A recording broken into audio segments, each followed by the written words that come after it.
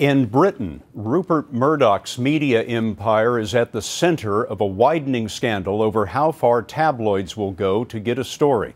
It started with phone hacking, but now it includes allegations of bribery. And Elizabeth Palmer tells us that the royal family and a former prime minister may be among the victims. Today, there were widely reported allegations that in 2007, the editor of the News of the World tried to pay $1,500 for a confidential directory of the royal family's phone numbers. And the seller?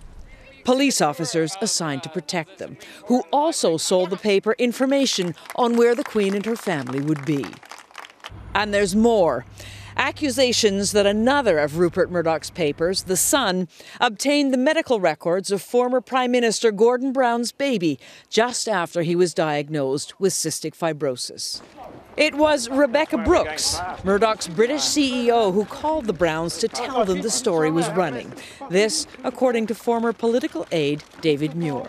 They didn't know how Rebekah came across this information, and now what's come to light, it was obtained by what appeared to be illegal method. As the revelations pile up, a police inquiry has moved into high gear. In 2007, an internal investigation at Rupert Murdoch's UK company is reported to have found clear evidence of illegal activity. But managers didn't take their findings to the police. Instead, phone hacking victims who sued were paid to settle out of court. Murdoch's son, James, now a director of the New York-based News Corporation, authorized one payment for what's said to have been more than $1 million. I acted on the advice of executives and lawyers with incomplete investigation, and that's a matter of real regret for me personally.